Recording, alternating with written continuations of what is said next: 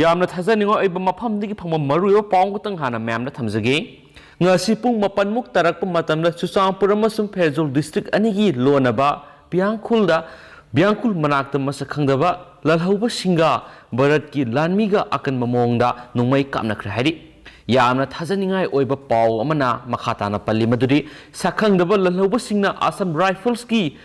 ꯃꯊꯛꯇ ꯂꯥꯟꯗꯥꯈꯤꯕꯅꯤ ꯑꯃꯁꯨꯡ ꯊꯧꯗꯣꯛ ꯑꯗꯨꯗ 93 ꯁꯨꯕ ꯑꯁꯥꯝ ꯔꯥꯏꯐꯜꯁꯀꯤ ꯑꯣꯐꯤꯁꯔ1yaona Emung manungi ꯃꯤꯑꯣꯏꯁꯤꯡ ꯑꯁꯤ ꯑꯅꯥ ꯊꯣꯛꯈ꯭ꯔꯦ ꯍꯥꯏꯔꯤ ꯑꯗꯨꯃꯥꯏꯅꯃꯛ ꯆꯞ ꯆꯥꯕ ꯄꯥꯎꯗꯤ ꯐꯪꯕ ꯉꯝꯗ꯭ꯔꯤ ꯑꯇꯣꯞꯄ ꯄꯥꯎꯒꯤ ꯂꯤꯈꯨꯟ ꯑꯃꯗꯗꯤ ꯅꯨꯃꯤꯠ ꯌꯨꯡꯕ ꯃꯃꯥꯡ ꯐꯥꯎꯕ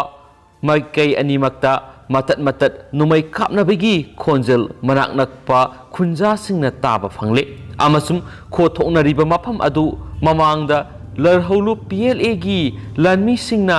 ꯆꯪꯖꯐꯝ ꯂꯧꯕ ꯃꯐꯝ ꯑꯣꯏꯅꯕ ARꯒꯤ ꯃꯊꯛꯇ ꯂꯥꯟꯗꯥꯈꯤꯕ ꯑꯗꯨ PLAꯒꯤ ꯂꯥꯟꯃꯤꯁꯤꯡ ꯑꯣꯏꯔꯝꯕ ꯌꯥꯏ ꯍꯥꯏꯅ ꯊꯥꯖꯅꯔꯤ ꯍꯥꯏꯅꯁꯨ ꯁꯣꯔꯁ ꯑꯃꯅ ꯃꯈꯥ ꯇꯥꯅ ꯐꯣꯡꯗꯣꯔꯛꯂꯦ ꯑꯗꯨꯒ ꯃꯌꯥꯝ ꯑꯞꯗꯦꯠ ꯉꯥꯏꯃꯤꯟꯅꯁꯤ ꯍꯥꯏꯅꯁꯨ ꯆꯦꯅꯦꯜ ꯑꯁꯤꯒꯤ ꯃꯥꯏꯀꯩꯗꯒꯤ ꯊꯝꯖꯔꯤ ꯑꯗꯨꯒ ꯃꯈꯥ ꯆꯠꯊꯔꯛꯄ ꯑꯣꯏꯅ ꯉꯁꯤ ꯐꯣꯡꯈꯤꯕꯁꯤ ꯐꯣꯡꯗꯒꯤ ꯑꯦꯗꯤꯇꯣꯔꯤꯌꯦꯜ ꯀꯂꯝ ꯈꯛꯇꯪ ꯈꯣꯠꯆꯔꯀꯥꯟꯗ ꯃꯌꯥꯝꯅ ꯊꯝꯖꯒꯦ ꯃꯌꯥꯝ ꯂꯣꯏꯐꯣꯛ ꯇꯝꯃꯤꯟꯅꯁꯤ ꯁꯨꯞꯅꯝꯒꯤ ꯊꯕꯛꯁꯤꯡ ꯑꯉꯝꯕꯁꯤꯡꯅ ꯇꯧꯕꯅꯤ ꯃꯤꯌꯥꯝꯅ ꯎꯕꯅꯤ ꯑꯦꯁꯤꯌꯥꯒꯤ ꯃꯅꯨꯡꯗ ꯈ꯭ꯋꯥꯏꯗꯒꯤ ꯄꯥꯛ ꯆꯥꯎꯕ ꯑꯃꯁꯨꯡ ꯃꯤꯁꯤꯡ ꯌꯥꯝꯕ ꯂꯩꯕꯥꯛꯁꯤꯡꯒꯤ ꯃꯅꯨꯡꯗ ꯑꯃ ꯑꯣꯏꯔꯤꯕ ꯏꯟꯗꯤꯌꯥꯒꯤ ꯐꯖꯈ꯭ꯔꯕ ꯆꯠꯅ ꯀꯥꯡꯂꯣꯟ ꯀꯟꯁꯇꯤꯇ꯭ꯌꯨꯁꯟ ꯂꯩꯖꯩ ꯆꯠꯅ ꯀꯥꯡꯂꯣꯟꯁꯤꯡ ꯃꯥꯂꯦꯝꯒꯤ ꯑꯇꯣꯞꯄ ꯂꯩꯕꯥꯛꯁꯤꯡꯒ ꯃꯥꯟꯅꯗꯕ ꯃꯑꯣꯡꯗ ꯂꯩꯕꯥꯛꯁꯤꯕꯨ ꯁꯦꯀꯨꯂꯔ ꯁꯣꯁꯤꯌꯦꯂꯤꯁ ꯗꯦꯃꯣꯀ꯭ꯔꯦꯇꯤꯛ ꯔꯤꯄꯕ꯭ꯂꯤꯛ ꯑꯃ ꯑꯣꯏꯍꯟꯅꯕꯒꯤ ꯄꯥꯟꯗꯝꯗ ꯁꯦꯝ ꯁꯥꯗꯨꯅ ꯆꯠꯅꯍꯜꯂꯛꯄꯅꯤ ꯑꯗꯨꯕꯨ ꯂꯩꯕꯥꯛꯁꯤꯒꯤ ꯂꯩꯖꯔꯤꯕ ꯐꯖꯈ꯭ꯔꯕ ꯆꯠꯅ ꯀꯥꯡꯂꯣꯟꯁꯤꯡ ꯑꯁꯤꯕꯨ ꯍꯦꯛ ꯅꯊꯩꯕ ꯈꯨꯡꯒꯧꯅꯕ ꯑꯃꯁꯨꯡ ꯃꯁꯤꯒꯤ ꯃꯥꯌꯣꯛꯇ ꯑꯅꯤꯡꯕ ꯑꯄꯥꯝꯕꯁꯤꯡ ꯇꯧꯅꯔꯛꯄꯒꯤ ꯊꯧꯗꯣꯛꯇꯤ ꯄꯥꯛ ꯆꯥꯎꯈ꯭ꯔꯕ ꯂꯩꯕꯥꯛꯁꯤꯒꯤ ꯀꯥꯆꯤꯟ ꯀꯣꯏꯌꯥ ꯁꯤꯟꯕ ꯊꯨꯡꯕꯒꯤ ꯃꯁꯤꯗ ꯊꯣꯛꯏ ꯊꯧꯗꯣꯛꯁꯤꯡꯁꯤ ꯆꯍꯤ ꯀꯌꯥꯒꯤ ꯃꯃꯥꯡꯗꯒꯤ ꯊꯣꯛꯂꯛꯄ ꯍꯧꯈ꯭ꯔꯕꯅꯤ ꯍꯧꯖꯤꯛ ꯂꯩꯕꯥꯛꯁꯤꯅ ꯅꯤꯡꯇꯝꯂꯕ ꯃꯇꯨꯡ ꯆꯍꯤ 85 ꯁꯨꯔꯛꯂꯕ ꯐꯥꯎꯕꯒꯤ ꯃꯇꯨꯡꯁꯤꯗꯁꯨ ꯑꯗꯨꯃꯛ ꯊꯣꯛꯂꯤꯕꯅꯤ ꯂꯩꯕꯥꯛꯁꯤꯅ ꯑꯣꯒꯁꯠ 15 ꯏꯪ 1898ꯇ ꯕ꯭ꯔꯤꯇꯤꯁꯀꯤ ꯃꯈꯨꯠꯇꯒꯤ ꯅꯤꯡꯇꯝꯕ ꯐꯪꯂꯕ ꯃꯇꯨꯡ ꯖꯅꯋꯥꯔꯤ 13 ꯏꯪ 1850ꯗꯒꯤ ꯃꯄꯨꯡ ꯐꯥꯕ ꯔꯤꯄꯕ꯭ꯂꯤꯛ ꯑꯃ ꯑꯣꯏꯖꯔꯛꯇꯨꯅ ꯂꯩꯕꯥꯛꯁꯤꯗ ꯆꯠꯅꯔꯛꯂꯤꯕ ꯀꯟꯁꯇꯤꯇ꯭ꯌꯨꯁꯟꯒꯤ ꯊꯋꯥꯏ ꯍꯥꯞꯈꯤꯕ ꯅꯨꯃꯤꯠꯄꯨ ꯀꯟꯁꯇꯤꯇ꯭ꯌꯨꯁꯟ ꯗꯦ ꯍꯥꯏꯗꯨꯅ ꯐꯥꯎꯕ ꯅꯤꯡꯁꯤꯡꯗꯨꯅ ꯊꯧꯔꯝ ꯄꯥꯡꯊꯣꯛꯂꯒꯁꯨ ꯃꯁꯤꯒꯤ ꯆꯠꯅꯔꯣꯜꯁꯤꯡ ꯉꯥꯛꯇꯕ ꯏꯟꯗꯕ ꯑꯃꯁꯨꯡ ꯃꯁꯤꯒꯤ ꯋꯥꯡꯃꯗ ꯈꯣꯡ ꯊꯥꯡꯂꯛꯄꯒꯤ ꯊꯧꯗꯣꯛꯗꯤ ꯑꯗꯨꯃꯛ ꯊꯣꯛꯂꯤꯕꯅꯤ ꯑꯗꯨꯕꯨ ꯑꯁꯤꯒꯨꯝꯕ ꯇꯧꯍꯩꯗꯕ ꯑꯃꯁꯨꯡ ꯇꯧꯔꯣꯏꯗꯕ ꯊꯧꯗꯣꯛꯁꯤꯡ ꯑꯁꯤꯗꯤ ꯄꯥꯋꯔ ꯈꯨꯁꯤꯟꯅꯗꯨꯅ ꯄꯥꯏꯕ ꯑꯉꯝꯕꯁꯤꯡꯇꯅ ꯇꯧꯏ ꯃꯈꯣꯏꯅ ꯑꯅꯤꯡꯕ ꯑꯄꯥꯝꯕꯁꯤꯡ ꯇꯧꯔꯛꯄꯗ ꯀꯟꯁꯇꯤꯇ꯭ꯌꯨꯁꯟ ꯑꯃꯁꯨꯡ ꯂꯣꯒꯤ ꯂꯃꯥꯏꯁꯤꯡ ꯈꯨꯝꯖꯤꯟꯈꯤꯕꯗꯧꯅ ꯇꯧꯏ ꯃꯃꯤꯠ ꯃꯅꯥ ꯎꯏꯁꯤꯟꯗꯨꯅ ꯁꯣꯠ ꯕ꯭ꯔꯦꯛ ꯂꯥꯎꯗꯅ ꯑꯌꯥꯝꯕꯗꯧꯅ ꯂꯩꯈꯤꯕꯗꯧꯅꯁꯨ ꯇꯧꯏ ꯃꯁꯤ ꯄꯨꯝꯅꯃꯛ ꯂꯣꯕꯨ ꯃꯈꯣꯡ ꯄꯥꯟꯗꯨꯅ ꯆꯠꯍꯟꯒꯗꯕ ꯑꯉꯝꯕꯁꯤꯡꯅ ꯑꯄꯥꯝꯕ ꯇꯧꯅꯔꯛꯄꯗꯒꯤꯅꯤ ꯍꯥꯏꯔꯤꯕ ꯊꯧꯗꯣꯛꯁꯤꯡꯁꯤ ꯂꯩꯕꯥꯛꯁꯤꯒꯤ ꯃꯐꯝ ꯑꯌꯥꯝꯕꯗ ꯍꯦꯛ ꯊꯣꯛꯏ ꯑꯗꯨꯕꯨ ꯄꯥꯛ ꯆꯥꯎꯈ꯭ꯔꯕ ꯂꯩꯕꯥꯛꯁꯤꯒꯤ ꯃꯐꯝ ꯑꯌꯥꯝꯕꯗ ꯊꯣꯛꯂꯤꯕ ꯊꯧꯗꯣꯛꯁꯤꯡꯗꯨ ꯂꯣꯏꯅꯃꯛ ꯀꯣꯠꯁꯤꯟꯗꯨꯅ ꯂꯝꯁꯤꯜꯂꯨꯗ꯭ꯔꯕꯁꯨ ꯄꯤꯛꯈ꯭ꯔꯕ ꯃꯅꯤꯄꯨꯔꯗ ꯊꯣꯛꯈ꯭ꯔꯤꯕ ꯊꯧꯗꯣꯛꯁꯤꯡꯒꯤ ꯃꯇꯨꯡꯗꯒꯤ ꯀꯨꯝꯖꯥ ꯏꯪ 2018ꯀꯤ ꯃꯥꯔꯆꯇ ꯄꯥꯡꯊꯣꯛꯈꯤꯕ 11 ꯁꯨꯕ ꯃꯅꯤꯄꯨꯔ ꯂꯦꯖꯤꯁꯂꯦꯇꯤꯚ ꯑꯦꯁꯦꯝꯕ꯭ꯂꯤꯒꯤ ꯃꯤꯈꯜ ꯃꯇꯨꯡꯗꯒꯤꯅ ꯍꯧꯖꯤꯛ ꯐꯥꯎꯕꯗ ꯂꯦꯞꯇꯅ ꯊꯣꯛꯂꯛꯂꯤꯕꯁꯤꯡ ꯑꯁꯤ ꯃꯁꯤꯡ ꯊꯤꯖꯤꯜꯂꯨꯕꯗ ꯑꯣꯟꯊꯣꯛꯅ ꯌꯥꯝꯈ꯭ꯔꯦ ꯑꯃꯁꯨꯡ ꯄꯥꯡꯊꯣꯛꯈ꯭ꯔꯤꯕ ꯃꯤꯈꯜꯗꯨꯒꯤ ꯔꯤꯖꯜ ꯂꯧꯊꯣꯔꯛꯂꯕ ꯃꯇꯨꯡꯗ ꯃꯤꯌꯥꯝꯒꯤ ꯄꯣꯄꯨꯂꯔ ꯃꯤꯅꯤꯁꯇ꯭ꯔꯤ ꯑꯃ ꯂꯤꯡꯅꯕ ꯍꯣꯠꯅꯔꯛꯄꯗꯒꯤ ꯑꯗꯨꯃꯛ ꯍꯧꯔꯛꯈꯤ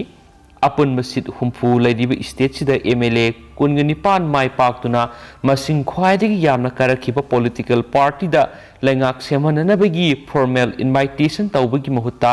MLA 12 ꯈꯛ ꯀꯥꯕ ꯑꯅꯤꯁꯨꯕꯗ ꯂꯩꯈꯤꯕ ꯄꯥꯔꯇꯤ ꯑꯃꯗ ꯂꯩꯉꯥꯛ ꯁꯦꯝꯍꯟꯈꯤ MLA ꯃꯁꯤꯡ ꯌꯥꯝꯅ ꯀꯥꯕ ꯄꯥꯔꯇꯤꯅ ꯂꯩꯉꯥꯛ ꯁꯦꯝꯖꯅꯕꯒꯤ ꯑꯌꯥꯕ ꯄꯤꯕꯤꯌꯨ ꯍꯥꯏꯕ ꯋꯥꯐꯝ ꯀꯟꯁꯇꯤꯇ꯭ꯌꯨꯁꯟꯕꯨ ꯈꯨꯠꯄꯥꯏꯅꯔꯤꯕ ꯑꯉꯝꯕꯁꯤꯡꯒꯤ ꯃꯅꯥꯗ ꯍꯥꯞꯈꯤꯗꯦ ꯃꯋꯥ ꯂꯧꯕꯤꯈꯤꯗꯦ ꯊꯧꯑꯣꯡꯁꯤ ꯂꯩꯕꯥꯛꯁꯤꯒꯤ ꯀꯟꯁꯇꯤꯇ꯭ꯌꯨꯁꯟꯅ ꯄꯤꯕ ꯆꯠꯂꯨ ꯍꯥꯏꯕ ꯑꯆꯨꯝꯕ ꯂꯤꯛꯂꯝ ꯅꯠꯇꯦ ꯊꯧꯑꯣꯡꯁꯤꯗꯤ ꯁꯨꯛꯅꯝꯒꯤ ꯊꯧꯑꯣꯡ ꯀꯥꯏꯗꯥꯅꯤ ꯁꯤꯡꯒꯜ ꯂꯥꯔꯖꯦꯁ ꯑꯣꯏꯈꯤꯕ ꯄꯥꯔꯇꯤꯗꯨꯗ ꯍꯥꯟꯅ ꯈꯨꯗꯣꯡꯆꯥꯕ ꯄꯤꯔꯒ ꯃꯍꯥꯛꯅ ꯑꯦꯁꯦꯝꯕ꯭ꯂꯤꯒꯤ ꯐ꯭ꯂꯣꯔꯗ ꯃꯦꯖꯣꯔꯤꯇꯤ ꯀꯃꯥꯟ ꯇꯧꯕ ꯉꯝꯗ꯭ꯔꯒꯅ ꯑꯅꯤꯁꯨꯕ ꯁꯤꯡꯒꯜ ꯂꯥꯔꯖꯦꯁ ꯑꯣꯏꯈꯤꯕ ꯄꯥꯔꯇꯤꯗꯨꯗ ꯄ꯭ꯔꯤꯐꯔꯦꯟꯁ ꯑꯃꯨꯛ ꯄꯤꯒꯗꯕꯅꯤ Masidi democracy ki amasum constitution gi satpham thokpa masani tafam thokpani adubo masi punamak tawkide suknamda angamba singna aningba apamba sing tawki maramasina khulam khangda supnamna haukhibana hauzik mapunsi lusilaglaba taraga mathoi suba assembly asida supnam gi thabak thawong kaya leptana satharaki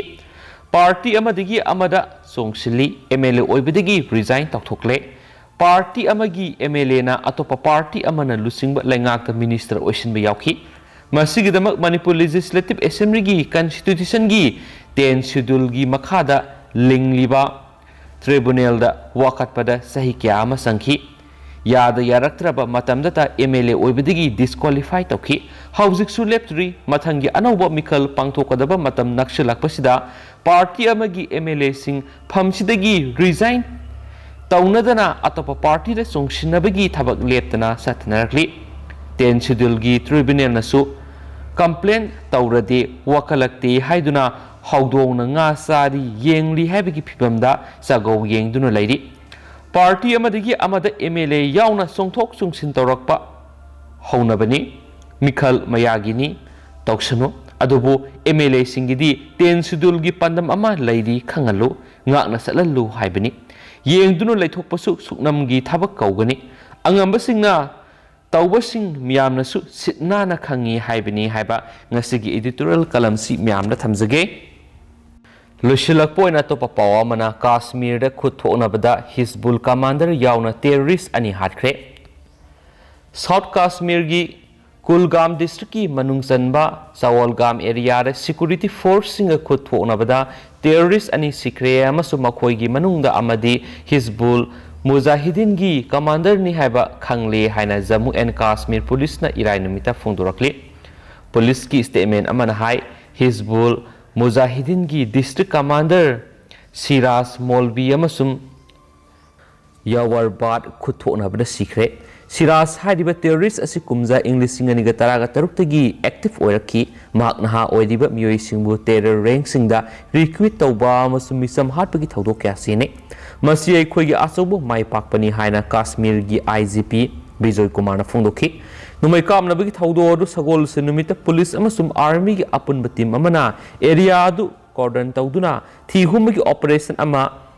satharubada tholakibani terrorist kaya mafam aduda lairi haiba aron mathajaba paw ama phangbadagi tim maduna operation adu satakibani security force na terrorist lo liba mafam aduda sangsiluba matamda makhoi gi maikaidigi joint team aduda atat akham laitana numai kapthoraki madura security force na khut hanbada loinana nakal anigi marakta khutokna kibani hainasu pausin makhatana pale duga hausikoi di myam paus mata asa lu sinjaragi duga pathausa gi bresoi kibalan ki kya yaurs myam ngak pigani matam gi maroi bi paus update pizara kainasu channel sigi mekedi gi thamjari and thank you